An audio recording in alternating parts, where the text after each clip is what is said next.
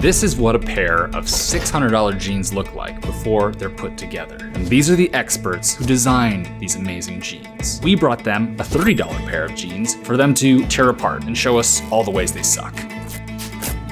That's plastic right there. Is that unusual? Well, it's unusually cheap. And this is the end result of all those panels and their hard work. Tilden Jeans. We came to Waterloo, Montana to meet two of my personal heroes and watch them make a pair of jeans from start to finish, all under one roof here in the USA. Yesterday I was really cranky because I was out till 3 in the morning and then I had a flight at 6 in the morning.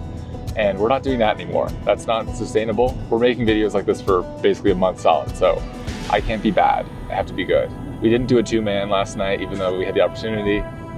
So we made it safely through the pass. We're here at HQ. I'm Tilden Yamamoto. Hi, I'm Roy Slaper. This is where it all happens. We're here to see Tilden's eponymous one-man brand, where using only single needle stitch, he's painstakingly reproducing the process that old school denim tailors used making jeans 150 plus years ago. And that's kind of like the whole philosophy of my sewing is, and Roy's too, is just to have your garment look as clean on the inside as it does on the outside. And that's how someone could do that traditionally back in the day with just an old school single needle. Everything was sewn with the techniques to keep a nice clean edge inside without the use of sergers or like modern machines. This might sound nitpicky, but the stitches inside your jeans are like the engine of a car. You gotta look under the hood to see how the product will actually function. These stitches are not just aesthetic. They're a measure of how long your jeans will last. To show you the difference, We've gotten a pair of kind of mass market Wrangler jeans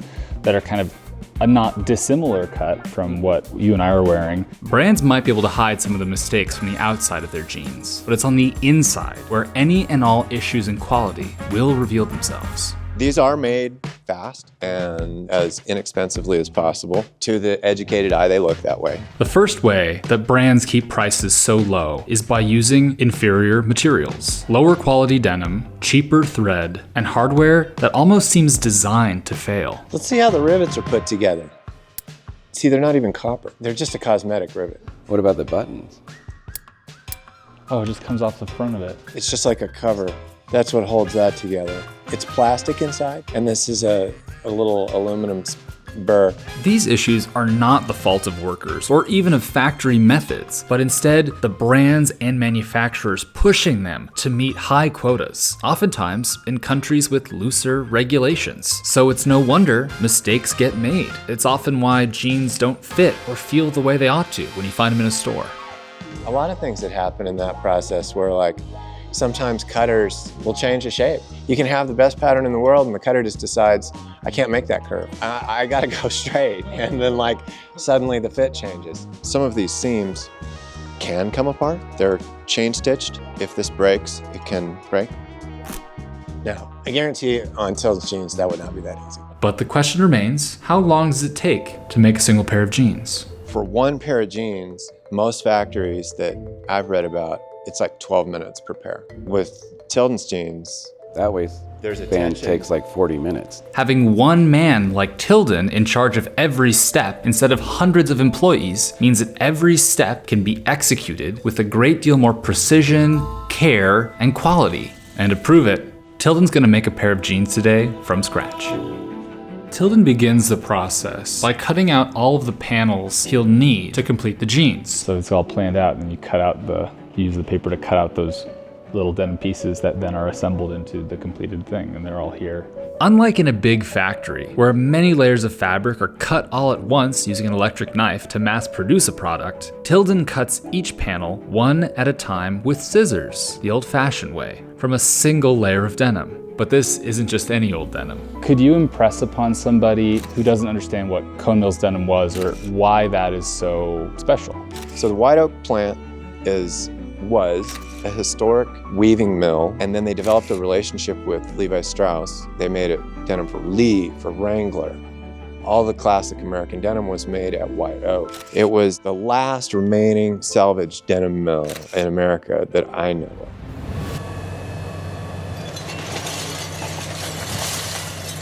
Because of Roy, Tilden is in possession of some of the last rolls of denim from this mill. All of the most iconic Levi's photos you can think of. Marlon Brando, Paul Newman, Alain Delon. They are certainly wearing jeans with denim that came from this exact mill. This famously durable textile, which was once the workhorse fabric used in almost all famous American workwear, has now become so rare that it is a luxury product unto itself. Not only desired for its rarity, but for its color, the unique way it fades over time. Yeah, that's about a year. After all, this is the original place that Levi's shrink-to-fit denim comes from. There's terms like shrink to fit, there's terms like loom state, unsanforized. These three terms all kind of mean the same thing. Shrink to fit is a trademark term from Levi's. Cone mills would treat the fabric, they'd singe it so it was smoother looking. This is shrink to fit. This is the Levi's fabric.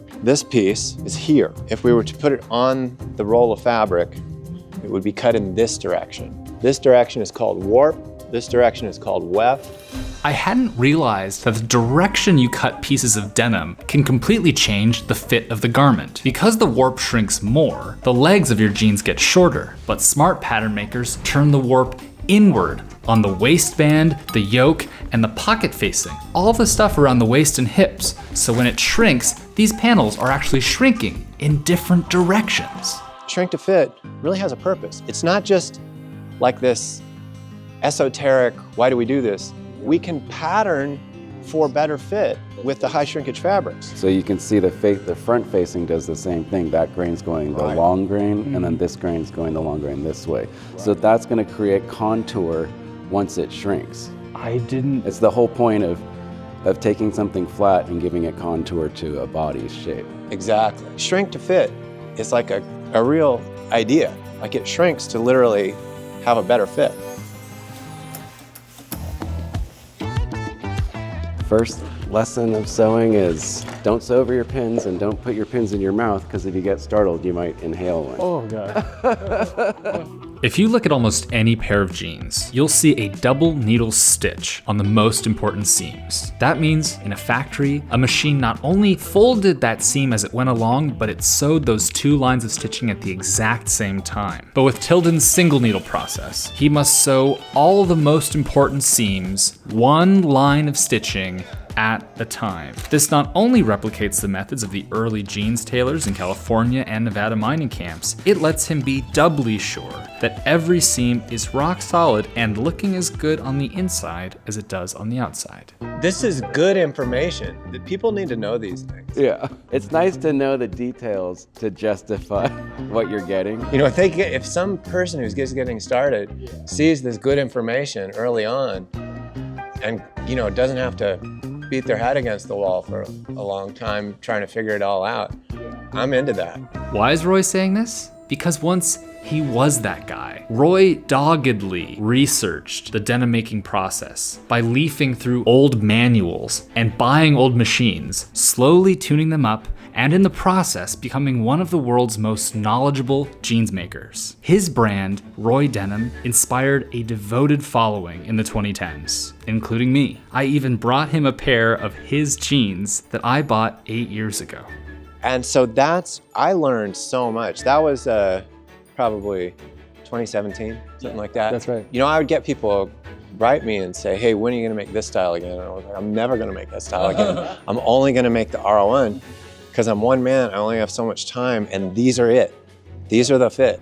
Roy's jeans were always made of cone denim. In fact, he's one of the only individuals the folks at Cone Mills made denim specifically for. Roy quit the business years ago, and I hadn't heard anything about him or his whereabouts. So when Tilden crossed my radar and Roy's name came up, I knew I had to chase down this story. I just think it's important to impress upon you how unique of a moment this is that you are witnessing. It's not just how it's made, it's how it's made by some of the most talented artists in the world.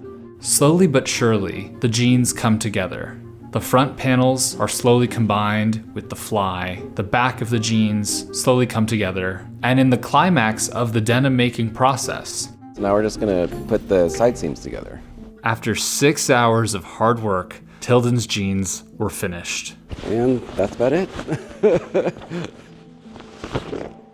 I'm really glad people are going to be able to see this. Yeah. Only a few hours ago, we just had pieces lying here, all separate. Yeah. The last step is inspecting the jeans, and with all of us going over the finished pair, Roy said something that changed the way I looked at jeans.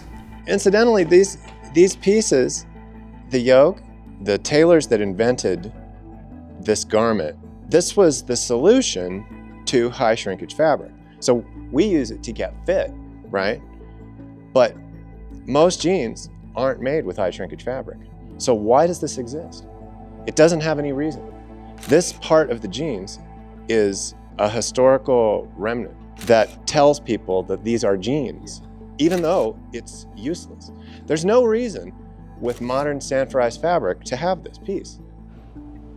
This is like, this is it. This is the most, It's iconic. It's the jeans. most important thing. Yes, this is what tells people it's jeans. I don't know. It just, But I don't want jeans without that. it's all here. It's really all here. Yeah, this is the attitude of the jeans right here. These things that seem so minute, this is really hard stuff. It's just like one guy, one needle, and just his talent and his inspiration. I mean, the more time I spend with these guys, this really does prove to me these are artists. This is art, and it's a wearable art that a lot of people might take for granted, but it's art. Yes, Tilden's jeans cost $600, and after watching this, hopefully you understand exactly why. But this shrink-to-fit Cone Mills denim won't last forever, and Tilden and Roy are trying to find a way to make a pattern that outlives their supply. This visit, we decided to take the entire pattern set we did for the shrink-to-fit denim and apply it to a non-shrink fabric, which is a lot more complicated than it sounds because of just the ratios of how things shrink and the whole kind of contouring once it's not a flat pattern and once it's an actual garment. They're configuring a pattern that will work with more affordable canvases so that they can keep making their product and make it at a more affordable price point. But you know, Tilden has a website, and there is a finite supply of this denim left. And Roy only comes out of retirement every so often, so, I mean, you can put two and two together, I think.